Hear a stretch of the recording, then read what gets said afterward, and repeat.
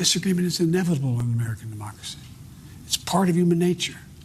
But politics must never be a literal battlefield, or God forbid, a killing field.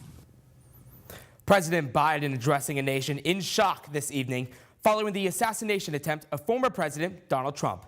It's where we start tonight. Good evening. I'm Gabe Glassman. The president urging the country to unite as one while condemning any and all violence.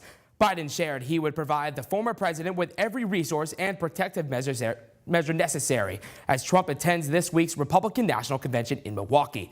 He also shared his plans earlier today to have a third-party review assessing what security measures were in place at yesterday's rally. I've directed an independent review of the national security at yesterday's rally to assess exactly what happened, and we'll share the results of that independent review with the American people as well. The FBI now investigating the attack at yesterday's rally as a potential act of domestic terrorism. The agency believes the shooter acted alone and says he had little to no social media presence. They also share they found, quote, rudimentary bomb-making materials inside the suspect's vehicle and home. Meanwhile, the Secret Service is investigating how the shooter was able to get so close and into position without their agents noticing. The agency coming under an incredible amount of scrutiny for what's being viewed as an inexcusable security breach. Like, hey, right here on the roof, we can see him from right here. I'm thinking to myself, I'm like, why is Trump still speaking? Why have they not pulled him off the stage? Nobody should be within that area armed, much less crawling on the rooftop of a tall building. Despite the scrutiny, the Secret Service maintained they are fully prepared to secure the RNC this week. Following yesterday's incident, misinformation has run rampant across the internet, especially regarding the suspect. Ariane Datil from the National Verify team checks in to help sort facts from fiction. Something that said, take a look at what happened.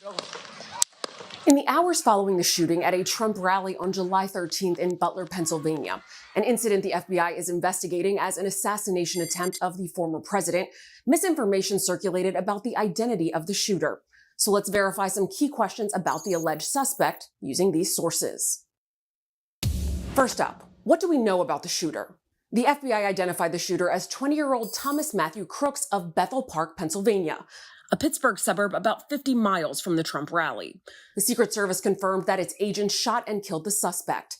Federal campaign finance records show that when Crooks was 17, he donated $15 to Act Blue, a progressive political action committee. Pennsylvania voting records show Crooks is now a registered Republican. November would have been the first presidential election he was eligible to vote in. Has an official picture of Crooks been released?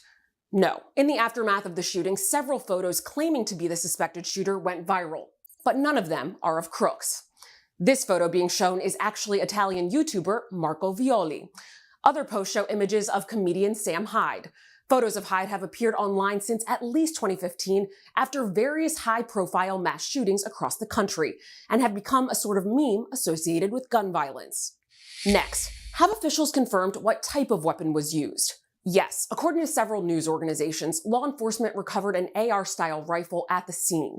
Two law enforcement officials also told the Associated Press that investigators believe the weapon Crooks used was bought by his father at least 6 months ago. Does Crooks have a criminal record? No. Public Pennsylvania court records show no past criminal cases against Crooks. If any juvenile records exist, they would be sealed. As always, be wary of potential misinformation in the wake of news events like this. Think about the source of the information you're hearing or seeing before sharing. The FBI says this is an ongoing investigation. With your Verify, I'm Ariane Datil. Authorities in Pennsylvania today identifying the man who was killed at the Trump rally yesterday.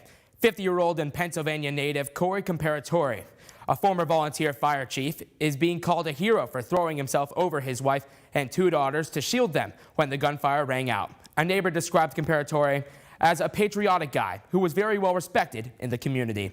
Pennsylvania Governor Josh Shapiro spoke on Comparatore's heroism in a press conference today. We lost a fellow Pennsylvanian last night, Corey Comparatore. That Corey died a hero.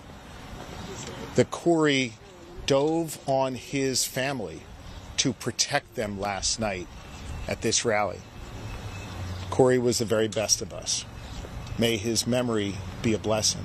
I ask that you join me in prayer for the 2 Pennsylvanians who are in critical condition, that we continue to wish for a full and speedy recovery. Governor Shapiro also ordered the state's flag to fly at half-mast to honor Comparator's memory.